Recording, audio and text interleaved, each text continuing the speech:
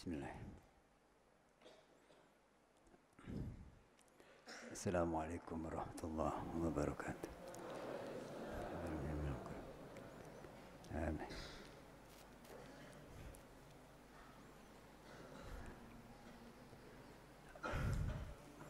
Al-Fatihah. Iya.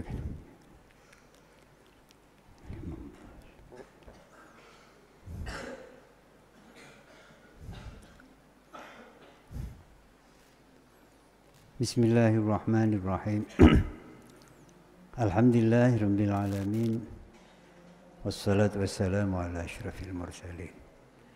Sayyidina Muhammadin wa ala alihi wa sahbihi ajma'in.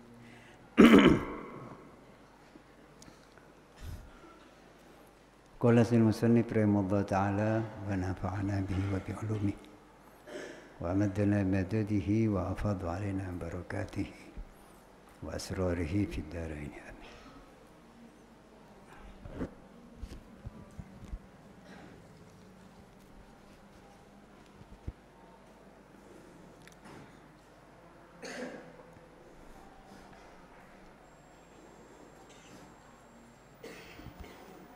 Wala yajuzu bai'u thamarati al-munfaridati 'ani syajarati mutlaqan ay an syartil qat'i illa ba'da buduwi ay dhuhuri salahi. Ini ketentuan-ketentuan tentang menjual buah.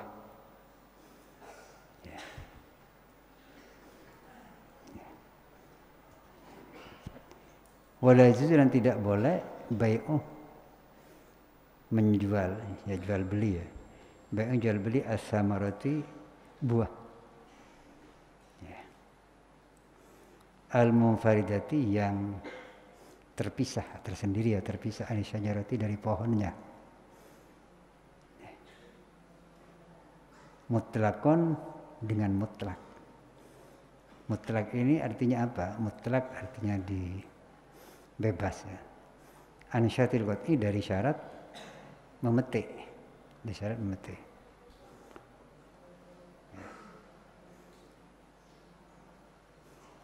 Ya, jadi maksudnya membeli buah yang masih ada di pohonnya. Ya.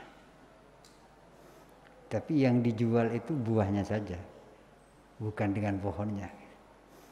Jadi begini ya, menjual buah saja, tapi bisa juga menjual buah dan menjual pohon dan buahnya. Ya. Itu beda. Nah, sekarang menjual buah yang terpisah dari pohonnya, yang artinya disendirikan ya. Jadi pohonnya tidak dijual, hanya buahnya saja. Misalnya mangga. Ini yang sering terjadi ya. Mangga berbuah. Biasanya kan pedagang mangga itu istilahnya apa ya? Nebas gitu ya. Jadi mangga itu dibeli semua. Yang ada di pohonnya itu dibeli gitu. Kemudian harganya berapa? Harganya itu ditaksir saja. Artinya dikira-kira gitu.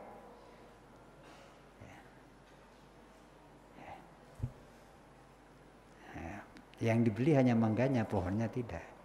Ini maksud al-munfaridati 'ani syajar. Nah, kemudian mutlakun, mutlak ini artinya tanpa syarat memetik. Ya.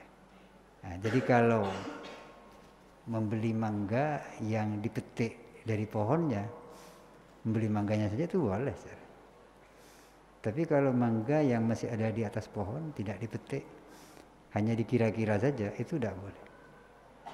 Nah, illa kecuali ba'da buduwi, illa kecuali ba'da sudah buduwi tampaknya, zuhuri tampaknya, solahiha baiknya mangga, baiknya buah itu, samar.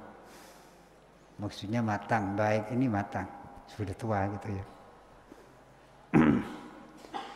Jadi mangga yang buah yang belum matang, belum tua, itu tidak bisa dibeli di pohonnya kecuali kalau dibeli dengan pohonnya ya.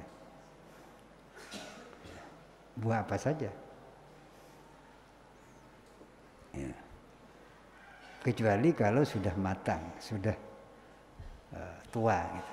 Kalau sudah tampak tuanya tidak apa-apa. Bagaimana tandanya tua itu? Tandanya sholah, tandanya baik atau matang itu. Bahwa adapun buduwis sholah, tampaknya baiknya buah itu. Fima dalam buah, fima dalam barang artinya buah, la yatalawwanu yang tidak berubah warna. Saya ulangi, bahwa adapun buduwis sholah, tampaknya baik atau matang, fima dalam barang artinya buah, la yatalawwanu yang tidak berubah warna.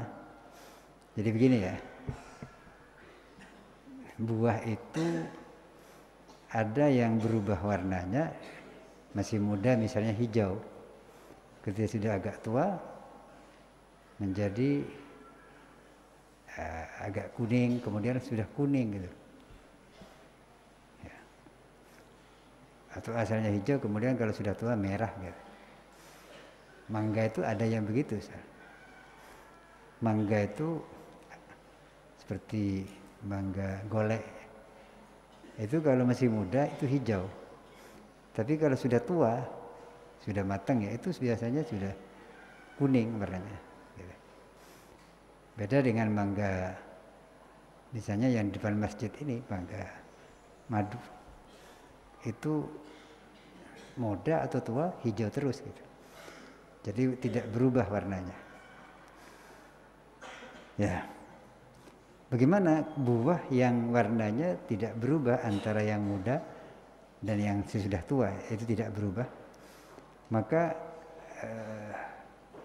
ukuran kematangan yang dimaksud matang di situ ialah intihau halihi, intihau sampainya haliha, keadaannya samarah, keadaannya buah itu ilama kepada sesuatu. Sesuatu ini artinya apa? Keadaan ya. Ilama kepada suatu artinya keadaan, yuksoduh yang dimaksudkan apa keadaan itu, minha dari samarah, minha dari samarah di buah itu, ghaliban biasanya, ghaliban biasanya. Contohnya apa? Misalnya tebu, ka halawati kosbin, seperti manisnya tebu. Manisnya tebu. Jadi tebu itu ya macam-macam memang. Ada yang warnanya hijau, ada yang merah gitu. Ada dari muda hijau, terus sampai itu tetap hijau. Ada yang merah dari muda tetap. Lalu untuk mengetahui tebu itu tua atau enggak, itu kalau tebu kan tujuannya adalah yang dimaksudkan menanam tebu itu untuk mendapatkan rasa manis gitu, sehingga bisa dibuat gula dan macam-macam. Maka ketika tebu itu sudah manis rasanya, berarti sudah tua, sudah sampai kepada tujuannya gitu. Wa humudatu rumanin, wa humudatu dan kecutnya, kecutnya ruman. Ruman ini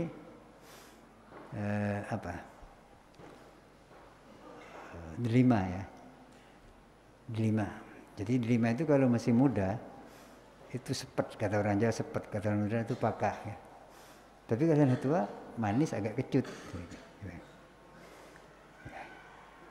Kemudian walinu tinin dan walinun dan lin itu empuk atau lemes ya. Ya. Empuknya tinin, buah tin. Buah tin itu kalau tua sudah agak empuk, kalau muda masih keras gitu. Nah ini berarti kalau sudah empuk itu sudah tua gitu. Sekalipun warnanya tetap dari masih muda sampai tua tetap hijau gitu. Tapi pegangannya beda. Kalau masih muda itu biasanya keras, kalau sudah agak tua agak empuk. Begitu juga mangga misalnya, mangga yang masih muda itu biasanya kan keras, gelis. Kalau sudah tua itu biasanya empuk. Itu bisa dibuat ukuran gitu. Asalkan tidak busuk. Kalau busuk ya empuk juga, tapi itu bukan tua. Ini untuk mengetahui matang tidaknya suatu buah. Kalau buah itu, kalau warna buah itu tidak berubah dari muda sampai tua. Tapi ada juga buah itu yang berubah. Kalau masih muda hijau, kalau sudah tua merah atau kuning gitu ya. Nah, bagaimana kalau berubah warna? Wafima, dan dalam barang. Dalam barang artinya buah. Yatalawanu, yang berubah warna. Yang berubah warna. Apa ma? Bagaimana artinya berubah warna? Bi ayyakhudha, dengan akan menjadi, akan mulai gitu aja, akan mulai atau masuki ya. Akan mulai atau masuki apa itu ma? Buah itu fi humratin, pada warna merah ya. Pada warna merah, aw sawadin atau hitam, aw sufratin atau kuning. Jadi ada buah yang masih kecil, yang masih muda hijau. Kalau sudah tua bisa berubah jadi merah, atau jadi hitam, atau jadi kuning. Contohnya kalau onap, seperti onap. Onap ini kalau sudah tua, buah onap ya. Kalau sudah tua itu merah. Wal ijaz, dan ijaz. Ya, ijaz ini semacam jambu air itu. Itu hitam, ya macam-macam sebetulnya. Wal balai, dan balah kurma yang masih muda. Ini biasanya kuning kalau sudah tua. Ya. Kalau muda itu masih agak putih gitu. Ya. Jadi ini cara mengetahui, tapi ini biasanya ya orang yang ahli buah-buahan yang tahu itu. Ya, jadi apa? Menjual buah di pohonnya kalau masih muda itu tidak boleh. Tapi kalau sudah tua itu boleh. Boleh kita membeli buah di pohonnya, tapi dengan syarat dipetik. Petik dulu baru dijual, baru dibeli gitu ya. Nah, kenapa? Sebab kalau masih dibeli masih muda, itu misalnya dibeli masih muda, ditunggu tuanya di pohon itu. Ini kan bisa apa ya? Bisa kena hama, bisa apa? Bisa gugur gitu, bisa jatuh. Nah, jadi ini untuk menjaga supaya jangan sampai pembeli itu dirugikan. Sebab adanya peraturan, adanya hukum itu adalah untuk apa? Menjaga ya, supaya jangan sampai ada pelanggaran hak, misalnya ada yang dirugikan. Ya. Sudah. Jadi tadi tidak boleh menjual beli buah yang tidak dengan buahnya, pohonnya tanpa dipetik, kecuali kalau buah itu sudah tua. Amma qabla budhuwi shalah, amma adapun qabla sebelum budhuwi shalah tampaknya baik, tampaknya baik ini artinya belum ada tanda-tanda matang gitu. Tanda-tanda matangnya. Falasih, maka tidak sah bai'uha, menjual buah itu. Bai'uha, menjual buah tadi mutlakon, secara mutlak. Ya. Mutlak di sini artinya tanpa dipetik. Ya. Mutlakon ansyutil qat'i. Kalau dipetik boleh. Jadi misalnya mangga yang sudah dipetik, sekalipun muda itu boleh dibeli. Kalau kalau tidak dipetik itu tidak boleh menjualnya. La min sahibi syajarah, la tidak boleh juga min sahibi syajarah dijual kepada pemilik pohon. La tidak boleh min sahibi syajarah dijual kepada pemilik pohon. Ya. wala min ghairihi, dan tidak pula kepada selain sahibi syajarah. Wala, dan tidak pula min ghairihi, kepada selain sahibi syajarah, selain pemilik pohon. Jadi misalnya mangga dijual buahnya, sedangkan pohonnya milik kita, lalu buahnya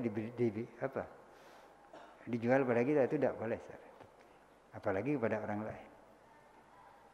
Tidak boleh illa bi syartil qat'i, illa kecuali bi syartil qat'i, dengan syarat dipetik. Nah, kalau dipetik boleh, sekalipun belum tua. Sawa'un, sama saja. Sawa'un, sama saja, jarat berlaku. Jarat berlaku adat itu apa adat atau kebiasaan ya. Bikot isamarah, dengan memetik buah itu, amla atau tidak? Amla tidak. Jadi memetik buah ini menjadi kebiasaan atau enggak, itu tetap menjadi syarat bolehnya menjual buah tanpa pohon kalau belum tua. Walau kutiat, dan andaikan dipotong.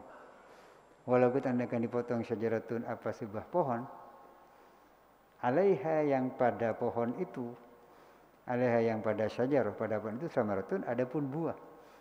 Jadi ada pohon dijual, kemudian ditebang, di pohon itu ada buah gitu. Bagaimana? Jazah, maka boleh. Jazah, maka boleh. Bai'uha, menjual samar, menjual buah itu, bila syarti qat'iha, tanpa syarat memetiknya. Nah, saya ulangi, jazah, maka boleh. Bai'uha, menjual samar, menjual buah itu, bila syarti qat'iha, dengan tanpa syarat memetiknya. Jadi kalau mangga buah ya dijual dengan pohonnya, itu boleh, sekalipun buahnya itu masih muda, boleh. Kalau dijual dengan pohonnya, dijual pohonnya itu gimana? Bisa ditebang pohonnya atau dijual dengan tanahnya. Misalnya kita jual tanah itu ada pohon mangga, dan mangga itu berbuah gitu. Ya, kemudian itu boleh. Jadi tanahnya, pohonnya, buahnya itu semuanya dijual semua ada ya. Sekalipun buahnya masih muda. Gitu. Nah, kemudian walajuz, sudah tidak boleh. Ya. Walajuz tidak boleh baik menjual. Baik menjual az-zar'i, tanaman al-akhdar, yang hijau. Zar'i ini apa bedanya syajarah dengan zar'i? Kalau syajarah ini pohon, ya seperti mangga, kelapa, itu syajarah. Jadi berbuah, buahnya itu dipetik tanpa harus dipotong pohonnya. Kalau zar'i ini seperti padi, ya, padi, jagung. Nah, itu termasuk zar'in. Kenapa? Sebab kalau untuk memanen, memetik itu dipotong pohonnya. Gitu. Itu zar'i namanya. Ya. Jadi tidak boleh menjual zar'i, tanaman tanam pulau hijau lah. Tanam pulau hijau itu ya seperti jagung, padi itu ya. Al-akhdari, yang hijau, artinya hijau ini masih belum tua. Gitu. Fil ardih, di tanahnya, ya, artinya masih tertanam di tanah. Illa bisyarti qat'ihi, illa kecuali bisyarti, dengan syarat qat'ihi, memetik zar'i, artinya buahnya. Au qol'ihi, atau mencabutnya. Qol'on itu mencabut. Jadi ini menjual padi misalnya. Padi itu kan masuk zar'in atau jagung. Itu bukan syajarah, tapi zar'in. Menjual padi, padinya masih hijau, artinya belum tua. Itu kalau masih di sawah itu tidak boleh. Kalau masih tertanam ya, itu tidak boleh. Kalau masih muda ya, tidak boleh. Kecuali langsung dipotong. Kalau dipotong itu boleh. Dipotong atau dicabut gitu. Ini kalau belum tua. Nah, tetapi kalau tua, fa'in bi maka jika dijual. Fa'in bi maka jika dijual azzaru apa tanaman itu. Tanaman pulau hijau tadi. Mal ardi beserta tanahnya. Ya. Jadi kita beli tanah, di tanah itu ada tanaman padinya atau jagungnya. Kita beli juga itu. Tanaman itu kita beli juga. Dan tanaman itu belum, buahnya masih muda gitu. Itu boleh sama dengan pohon tadi. Kenapa? Sebab dibeli dengan tanahnya dan pohonnya juga. Ya. Ya. Jadi ini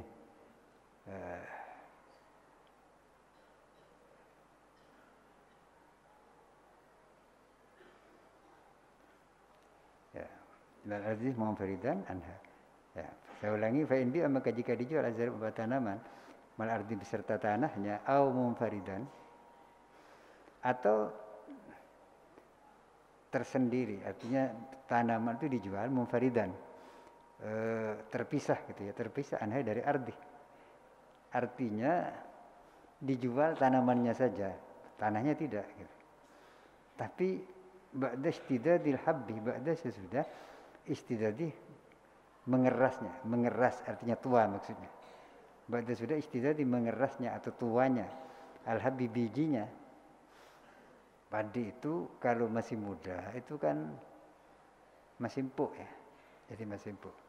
Tapi kalau sudah tua itu keras. Ya. Jadi kata muda itu meras ya. Beda dengan mangga. Kalau mangga itu masih muda itu keras. Tapi kalau sudah tua, sudah matang ya, sudah masak itu empuk ya. Nah, jadi sini misalnya tanaman seperti padi atau jagung. Kalau masih tidak empuk, tidak keras, masih empuk ya, berarti itu masih muda. Maka kalau itu dibeli tanpa tanahnya tidak dibeli. Itu tidak boleh kecuali dipanen, ya, artinya dipetik. Ya kalau dibeli dengan tanahnya itu boleh, sekalipun masih muda. Atau tidak dibeli dengan tanahnya, tapi sesudah kerasnya buahnya, kerasnya biji-bijinya itu. Bagaimana? Jaza maka boleh, apa baik menjual itu bila syartin dengan tanpa syarat memetik, syarat dipanen, metik. Dah. Jadi ini hukumnya membeli buah-buahan apa? Buahnya pohon atau buahnya tanaman pulau hijau. Jadi kalau itu dibeli dalam keadaan dipetik itu mutlak boleh. Tapi kalau belum dipetik lalu dibeli itu lihat dulu. Kalau dibeli dengan pohonnya itu boleh. Tapi kalau dibeli buahnya saja itu tidak boleh. Kalau masih muda, kecuali kalau sudah tua. Nah. Walau kutiar dan andaikan dipotong. Waman dan barang siapa? Waman barang siapa menjual siapa diaman samaron akan buah. Buah di sini maksudnya buahnya pohon seperti mangga, kelapa. Auzar'an atau tanaman. Tanaman ini seperti padi, jagung. Lam yabdu yang belum jelas, yang belum tampak solahuhu apa baiknya. Baik di sini artinya matangnya. Gitu. Jadi tampaknya itu masih muda. Jadi kalau tanaman masih hijau gitu. Bagaimana? Lazimah maka wajib. Jadi misalnya kita jual tanah itu ada padinya. Nah, kemudian dijual dengan padinya itu. Nah, bagaimana kita menjual tanah dengan padi yang ada di tanah itu? Dan padi itu masih muda. Gitu. Bagaimana? lazim maka wajib hu kepada man, orang yang menjual ya. Lazim maka wajib kepada man sakyuhu, menyiram zar'an, menyiram tanaman itu. Jadi itu kewajibannya si penjual. Ya. Karena apa? Karena belum tua gitu. Qadramatan mubi samarah qablah sebelum sekedar qadrah sekedar matanmu tumbuh, matarmu berkembang atau tumbuh bihi dengan ma, qadrama sekedar sesuatu artinya siraman, tanmu yang berkembang bihi dengan ma asamar itu apa buah. Ya, sebab begini ya, wataslam dan selamat apa itu samarah buah itu anit talafi dari kerusakan. Jadi ketika kita menjual tanaman ya, atau buah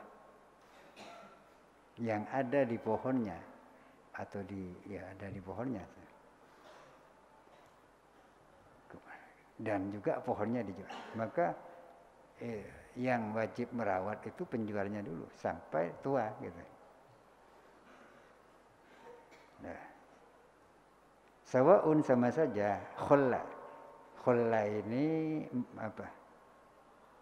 Membiarkan atau membebaskan boleh. Al-bai'u siapa si penjual? Al-bai'u siapa menjual bainal mushtari antara si pembeli, antara yang beli wal mabi'i dan barang yang dijual. Wal mabi'i dan barang yang dijual. Maksudnya dibiarkan, dibebaskan. Jadi karena tanaman itu sudah dijual, maka dijual dengan pohonnya misalnya. Ya. Maka itu kan misalnya oleh penjualnya sudah disilahkan. Kalau mau diambil atau sudah mau dipanen silahkan, umpamanya gitu. Tapi itu tetap si penjual wajib merawat tanaman itu, artinya menyiram. Ya, sebab aulam yukhalli atau tidak membiarkan, tidak membebaskan ya, tidak membiarkan. Siapa baik penjual itu tidak membebaskan pembeli untuk merawat tanaman itu gitu. Jadi perawatan tanaman itu menjadi kewajiban si pembeli sampai dipanen. Ya. Ya, jadi ini saudara adalah ketentuan-ketentuan jual beli buah dan tanaman seperti padi. Kemudian wala yajuzu bai'u ma fir riba. Wallahu a'lam. Fa ya rabbi waffiqni bi taqwaka ya Allah. Wa ya rabbi irhamni bi husni khatimati.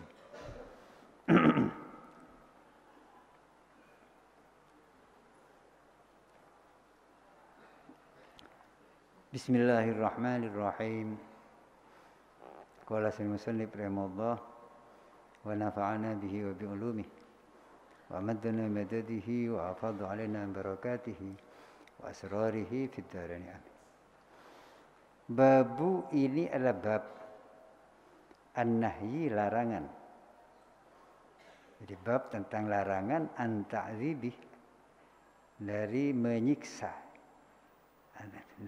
al-abdi, budak, menyiksa budak, wad-dabbati dan binatang, wal mar'ati dan perempuan ini maksudnya istrinya ya, istri. Ini mengapa kok lalu disebutkan? Ya sebab dulu, sekarang masih ada sisa-sisanya. Dulu itu orang perempuan itu tidak dihargai, gitu. Sehingga suami itu seenaknya gitu, kepada istrinya. Bahkan pada masa jahiliyah, kalau ada orang punya istri lebih dari satu, kemudian orang itu meninggal, maka anaknya itu boleh mewarisi sebagian istrinya, istri ayahnya. Wah, ini berarti tidak ada harganya perempuan masa lalu. Kemudian datang Islam, maka orang perempuan ini dijunjung tinggi, dihargai, ya, antara lain dengan menutup aurat. Kenapa kok menutup aurat? Supaya perempuan itu terjaga kehormatannya. Tapi sayangnya banyak orang perempuan tidak menutup aurat, berarti kehormatannya sudah diobral, gitu. Tidak dijaga. Padahal tujuan syariat menyuruh perempuan untuk menutup aurat supaya dia terjaga kehormatannya. Tapi banyak yang tidak mau, gitu. Bahkan kehormatannya diobral. Ya, salahnya sendiri. Ya, jadi dulu sering perempuan itu jadi sasaran penyiksaan. Wal waladi dan anak. Anak. Ya. Jadi mentang-mentang orang tua nyiksa anaknya tidak boleh. Ya. Jadi dilarang nyiksa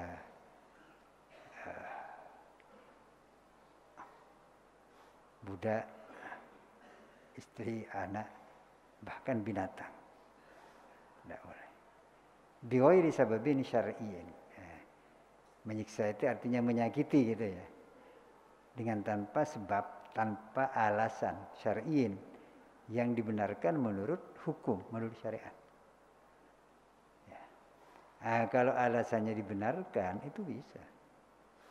Misalnya anak melanggar atau murid melanggar, kemudian disuruh berdiri umpamanya.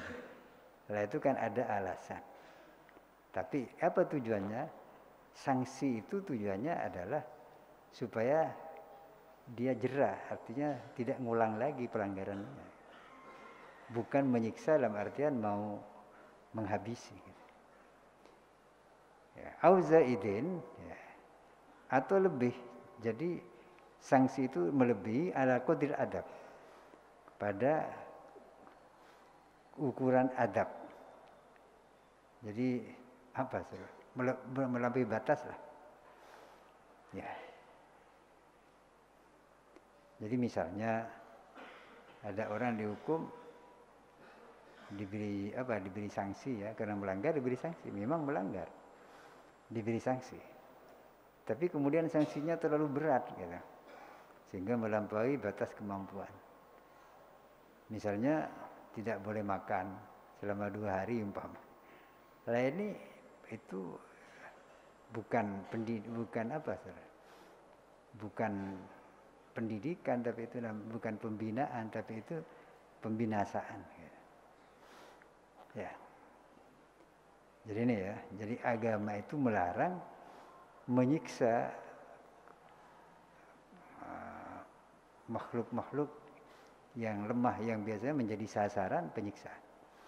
Apakah itu manusia seperti budak, istri, atau anak, maupun binatang. Itu tidak boleh. Nah, kalau Allah Ta'ala berfirman, siapa Allah Ta'ala, wa bil walidaini ihsana. Ini ada ayat sebelumnya, saudara. Ayat sebelumnya begini, wa'budullaha wa la tusyriku bihi syai'an wa bil walidaini ihsanan wa bidzil qurba, dan seterusnya. Ayat itu menjelaskan kewajiban kita sebagai hamba Allah, sebagai manusia. Pertama, ubudullah, beribadah kepada Allah. Jadi kita manusia ini kewajiban hidup kita itu pertama ibadah kepada Allah. Wala tusyriku bi syai'an, tidak menyekutukan Tuhan dengan yang lain. Apa ibadah itu? Ibadah itu tunduk, patuh, dan pasrah kepada Allah. Jadi tunduk ini artinya mengikuti aturan-aturan Tuhan, menjalankan perintahnya, menjauhi larangannya. Pasrah kepada menerima takdirnya, ketentuan takdirnya. Jadi tidak protes, gitu ya. Jadi misalnya kita sedang diuji sakit, tidak protes. Sekalipun berobat itu boleh, bahkan disuruh. Tapi protes itu tidak boleh kepada Allah. Sebab apa? Semua itu Allah lebih tahu yang sebenarnya. Tapi berobat kita dianjurkan. Itu pertama. Kita wajib beribadah. Selanjutnya kita harus berbuat baik ya kepada sesama. Sesama itu siapa? Baik sesama manusia maupun sesama makhluk. Ya. Terutama kepada orang-orang yang berjasa dan orang-orang yang lemah. Ya. Karena itu di sini dikatakan wabil walidaini ihsanan. Jadi sudah beribadah kepada Allah, kita harus ihsan. Ihsan itu apa? Berbuat baik kepada pertama bil walidaini, kedua orang tua. Orang-orang yang berjasa artinya. Ya. Kemudian wabidil kurba. Sesudah orang tua, wabidil kurba, dan juga kepada orang yang mempunyai kekerabatan, hubungan kerabat. Ya. Ini kita berbuat baik. Wal yatama, dan anak-anak yatim. Ya, kerabat itu apa? Karena kerabat itu punya hubungan persaudaraan dengan kita. Nah, mereka punya hak lebih kepada kita. Kemudian anak-anak yatim itu biasanya lemah gitu karena ditinggal orang tuanya. Wal masakini, orang-orang miskin. Ini lemah secara finansial, secara harta. Wal jarih, dan tetangga dzil qurba yang dekat.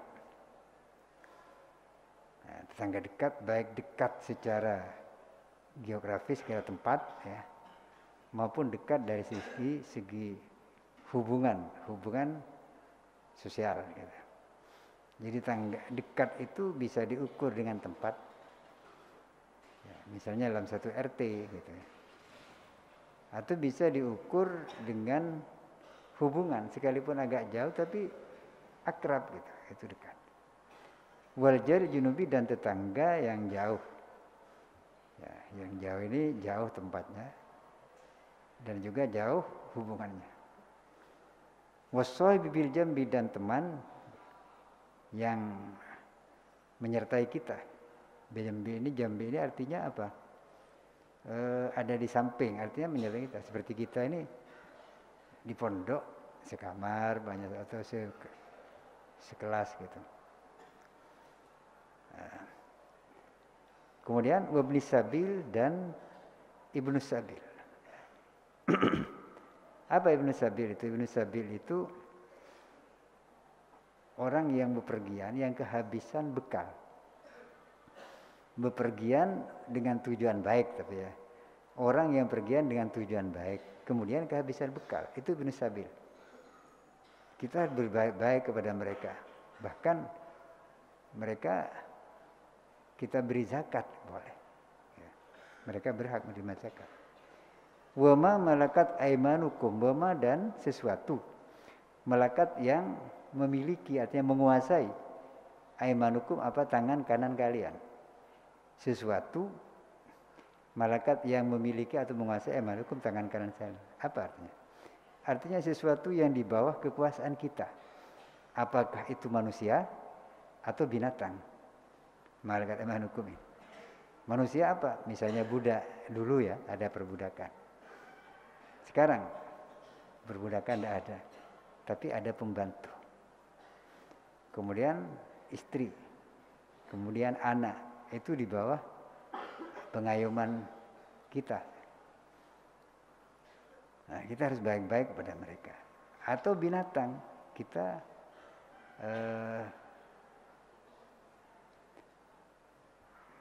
melihara binatang, itu termasuk malakat aimanukum. Kita harus berbuat baik kepada mereka, artinya jangan semena-mena. Ya. Nah, innallah, sungguhnya Allah, la yuhibbu, tidak suka siapa Allah, man kepada orang, karena ada siapa dia man, karena yang ada siapa dia man, mukhtalan, adalah congkak. Congkak ini sombong artinya. Fakhurun, yang membanggakan diri. Ya, orang sombong pasti begitu. Nah, jadi apa, saudara? Artinya kita ini selain baik kepada Allah dengan beribadah, tunduk patuh kepada Allah, juga harus baik kepada sesama.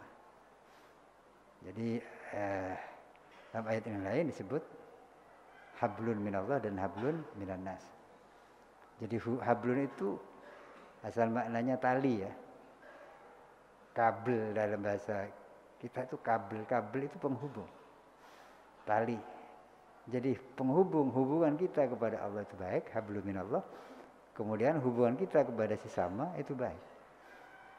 Itu orang begitu tuh orang yang akan hidupnya itu lapang dan bahagia. Tetapi kalau sudah hubungannya jelek, baik jelek kepada Allah maupun jelek kepada sama manusia, apalagi jelek semua, pasti orang itu hidupnya tidak akan bahagia. Nah, karena itu lagi-lagi kewajiban kita supaya hubungan kita baik kepada Allah, kita beribadah. Karena memang Tuhan itu pencipta kita, ya. Maka kita harus beribadah. Nah, kepada sesama manusia atau sesama makhluk kita berbuat baik. Nah, atau paling tidak kita tidak mengganggu, apalagi menyiksa. Ini jadi Islam itu menganjurkan berbuat baik kepada siapapun. Nah, sekalipun mungkin berbeda keyakinan dengan kita tidak boleh berbuat buruk. Ya. Nah. Ya, jadi ini larangan menyiksa atau mengganggu sesama makhluk atau apalagi sama manusia, lebih-lebih orang-orang yang berjasa dengan kita, kepada kita, atau orang-orang yang lemah gitu. Nah, kemudian hadisnya wa Ali bin Umar radhiyallahu anhu wallahu a'lam. Fa ya rabbi waffiqni bi taqwaka ya Allah wa ya rabbi irhamni bi husni khatimati.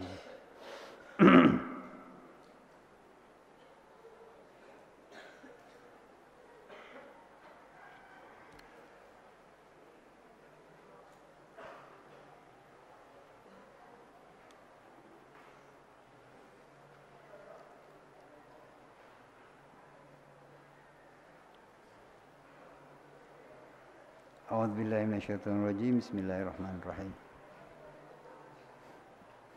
Walladzina kafaru ba'duhum awliya'u ba'd. Ya benar. Wa illa taf'aluhu takun fitnatun fil ardi wa fasadun kabir. Al-ayah. Ini apa sih? Kelanjutan dari ayat sebelumnya.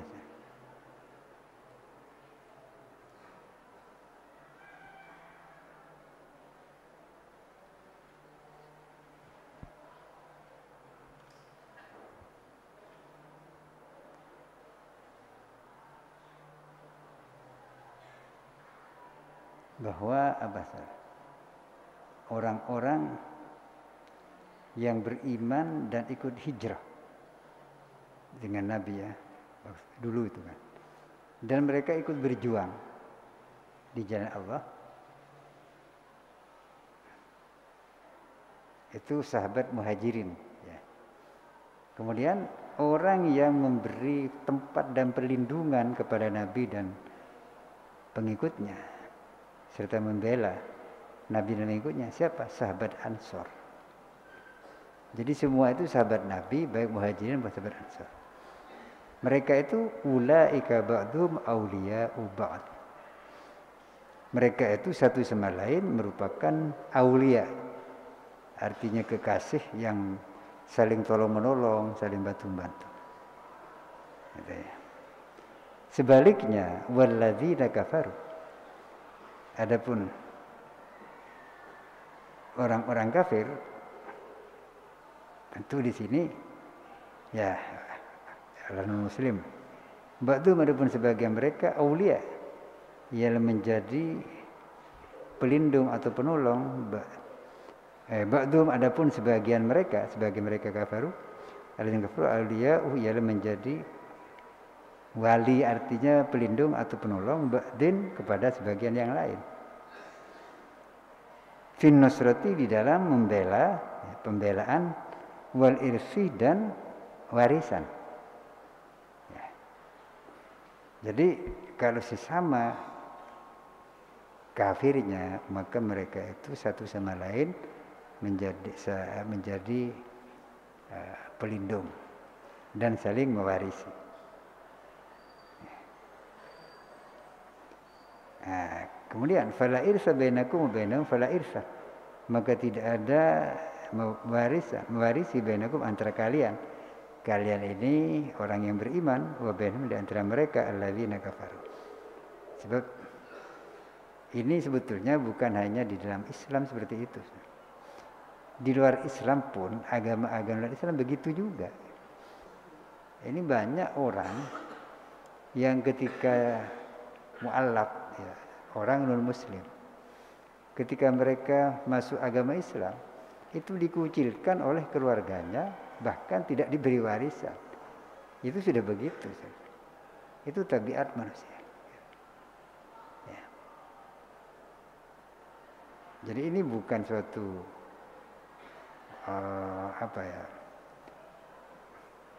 bahwa kita itu harus memusuhi orang yang berbeda agama, itu enggak. Ya. Tapi tabiat manusia sudah begitu. Biasanya kalau agamanya sama itu pasti saling tolong menolong satu sama lain. Itu realitas kenyataan di masyarakat dalam kehidupan. Ya.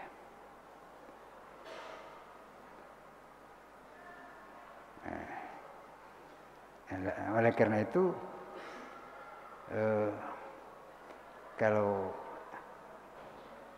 kita dalam menjadi pelindung dari orang lain yang memusuhi kita, itu tidak dibenarkan, kecuali kalau tidak memusuhi gitu. Kalau tidak memusuhi, kita juga bisa kerjasama. Ini kan masalahnya orang kafir dimaksudkan di sini, orang kafir yang memusuhi, yaitu orang-orang kafir Mekah. Tapi kalau tidak memusuhi dan damai-damai, itu bisa kerjasama, bisa, walaupun tidak saling mewarisi. Ketika Nabi di Madinah itu tidak hanya orang Islam, memang mayoritasnya Muslim. Tapi banyak juga non-muslim di situ, orang Yahudi banyak, orang Nasrani juga banyak. Nah,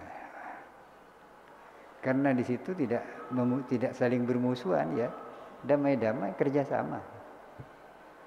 Sehingga Nabi itu mengajak semua penduduk Madinah, yang Muslim maupun non-Muslim, itu diajak bersama-sama untuk membangun dan mempertahankan Madinah itu sebagai negara, gitu ya. Ya sama dengan di sini juga sekarang.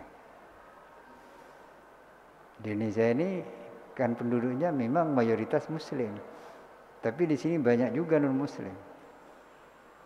Nah, karena kita disatukan oleh suatu negara, maka kita tidak bisa memusuhi non-Muslim.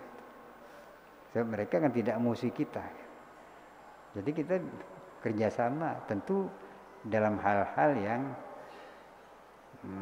bukan masalah ibadah, bukan masalah ritual. Tapi kalau ibadah tidak bisa. Misalnya orang non-muslim suruh datang Jumatan, tidak bisa, tidak boleh. Atau kita datang ke gereja untuk kebaktian, tidak bisa.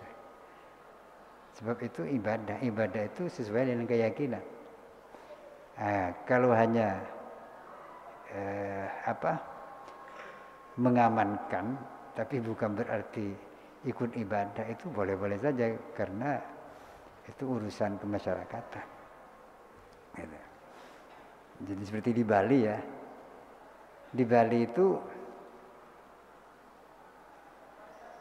kalau ada orang Islam yang punya acara, misalnya Maulidan, itu orang Hindu itu ikut mengamankan, gitu.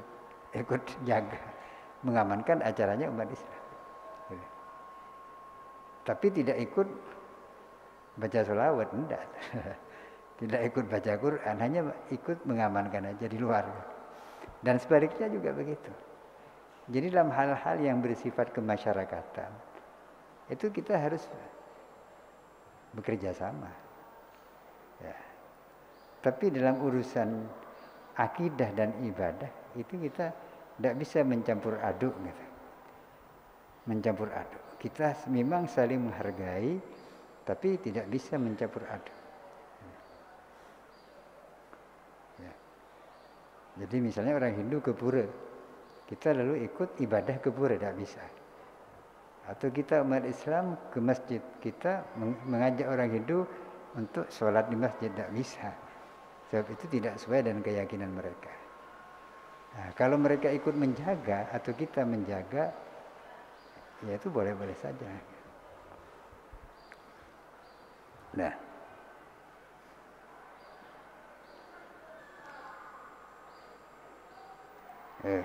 illa taf'aluhu. Ya. Jadi ini sekali lagi ya, orang yang seagama atau satu keyakinan itu biasanya saling menyukai, saling tolong-menolong, saling bantu-bantu. Biasanya begitu. Karena itu kita sebagai sesama muslim juga begitu. Khususnya dalam masalah ibadah. Tapi di dalam masalah kemasyarakatan kita bisa kerjasama, saling tolong-menolong dalam urusan kemasyarakatan dan kebangsaan, kenegaraan misalnya. Illa taf'alu, jika tidak melakukan siapa kalian kepada hal tersebut, apa itu? Tawallil muslimin ialah tawalli ialah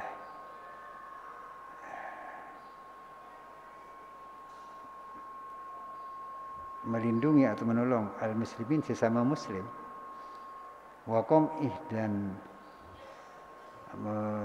menundukkan al-kuffar orang-orang kafir. Kafir di sini kafir musuh. Jadi orang kafir itu macam-macam.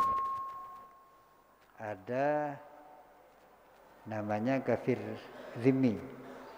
Kafir zimmi ini kafir yang orang non muslim yang mereka itu dilindungi oleh orang Islam karena mereka damai dengan kita. Itu kafir zimmi. Nah, terhadap orang kafir zimmi ini kita tidak boleh mengganggu mereka, apalagi membunuh atau merampas hartanya, tidak boleh, dosa juga. Nah, kemudian ada kafir harbi. Kafir harbi itu orang kafir yang memusuhi kita, yang menyerang kita. Lah ini bisa dilawan, gitu, diperangi. Orang Mekah dulu itu kafirnya kafir harbi. Belanda dulu waktu menjajah Indonesia itu kafir harbi. Tapi sekarang Belanda itu kan tidak lagi menjajah kita. Mereka damai-damai dengan kita. Maka itu bukan kafir harbi. Andaikan ada orang Belanda datang ke sini, ya kita hormati, kita hargai. Jadi ini jangan asal kafir.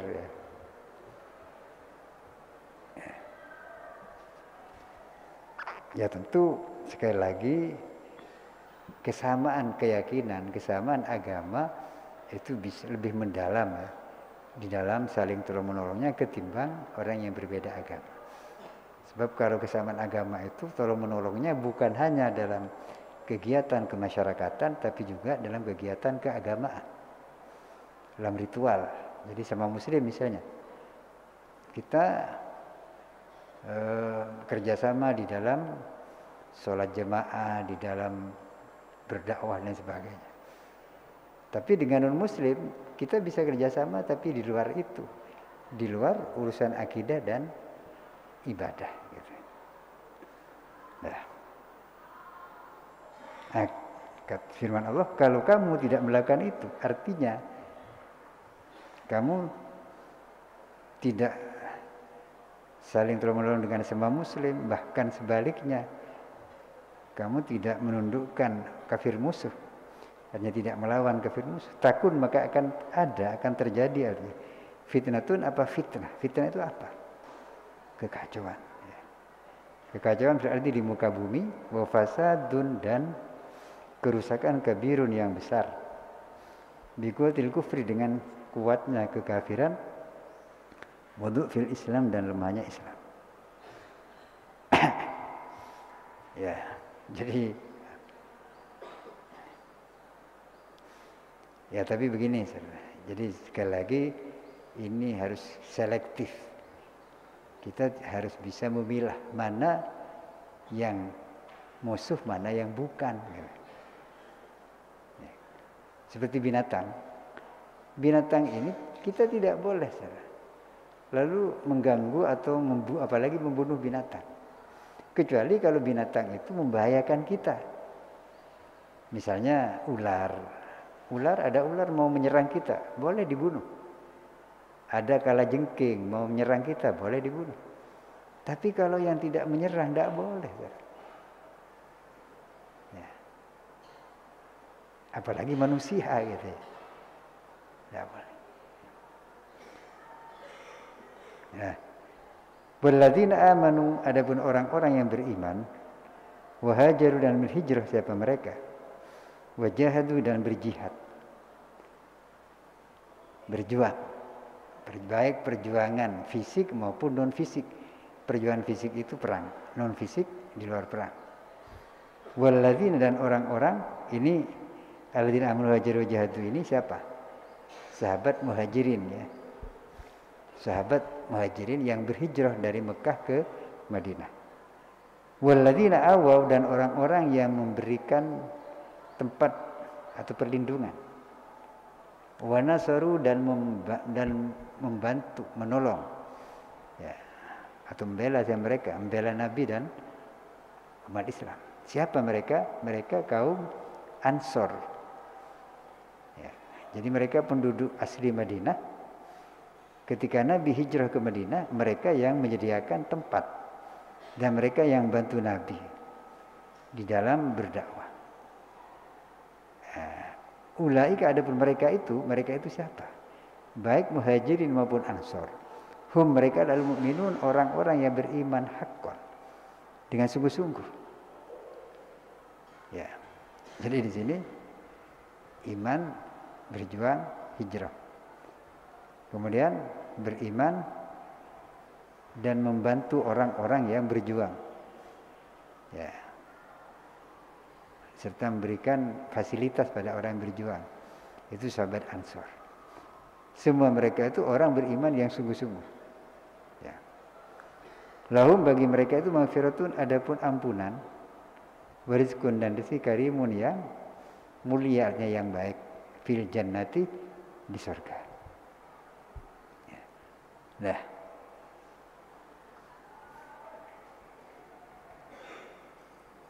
Ya, jadi ini ya macam-macam ya perannya sahabat Nabi itu macam-macam.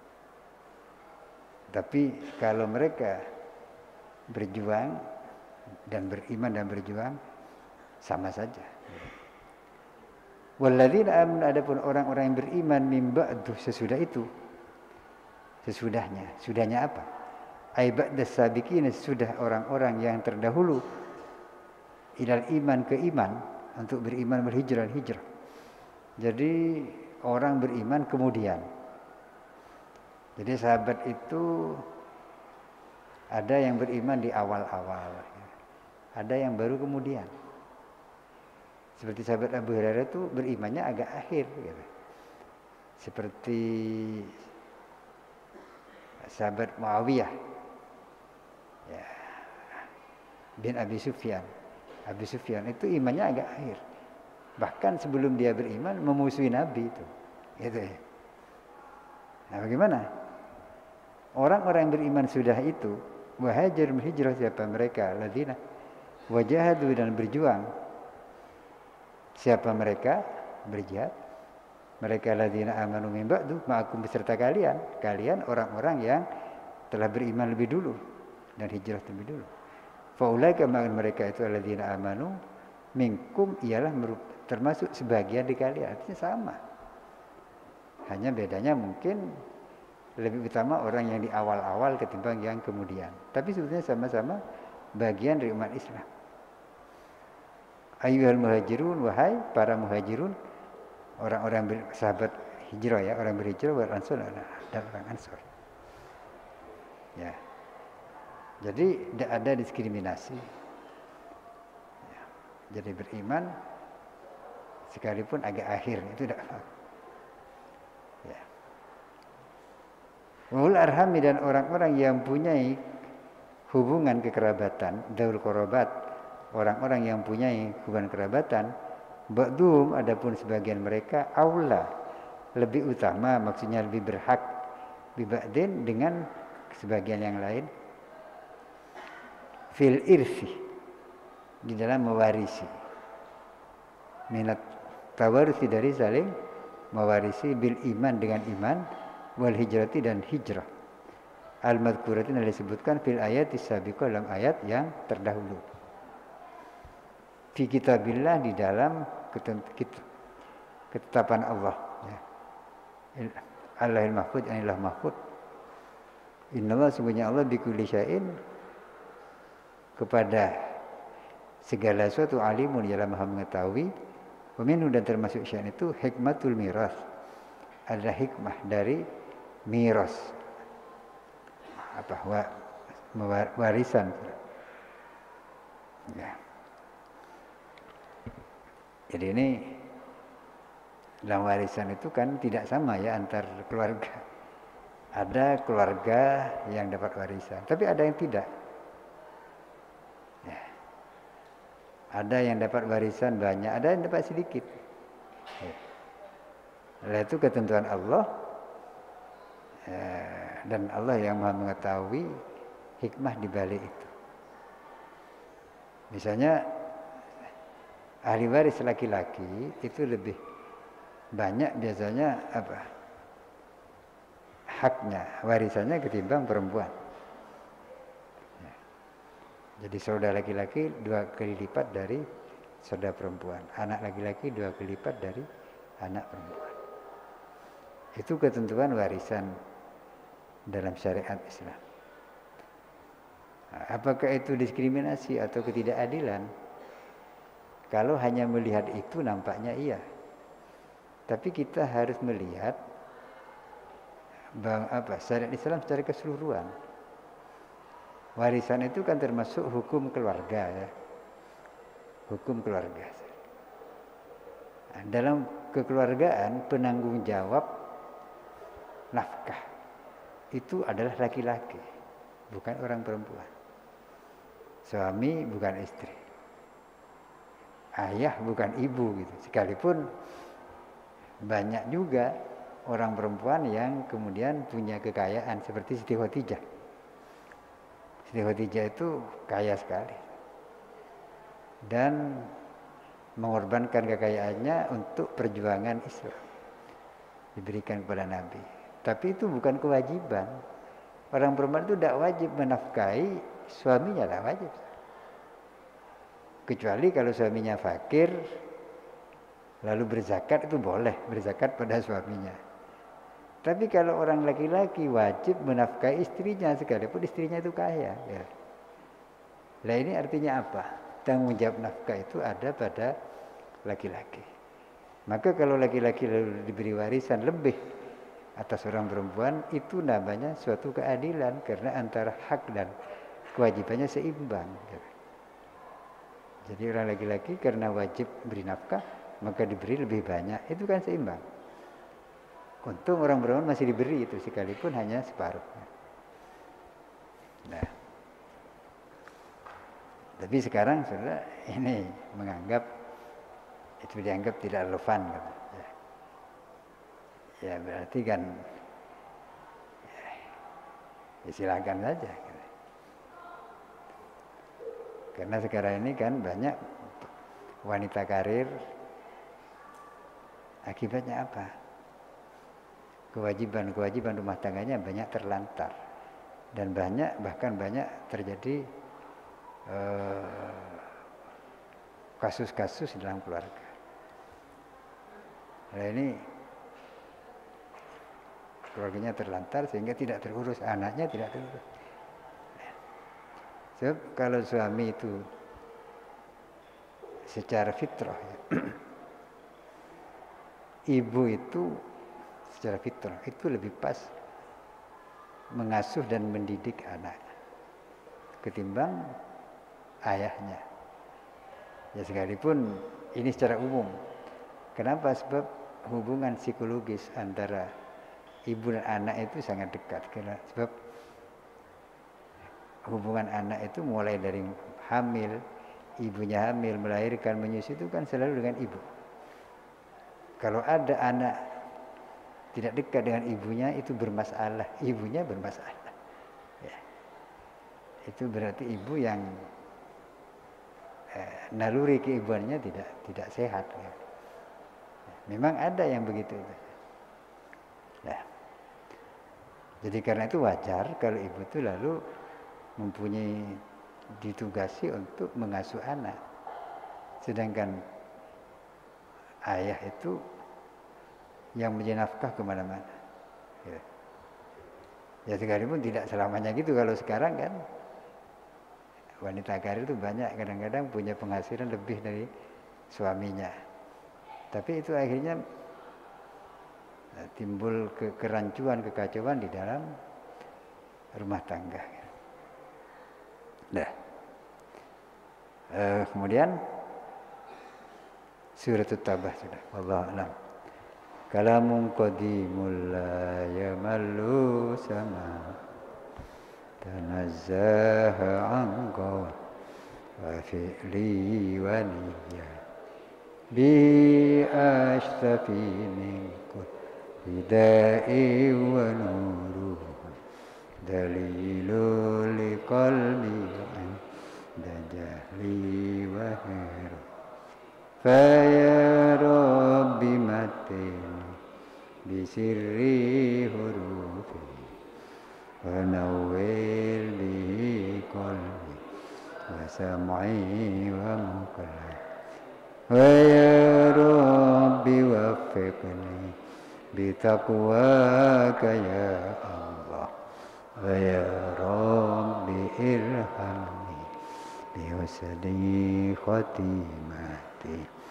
Assalamualaikum warahmatullahi wabarakatuh.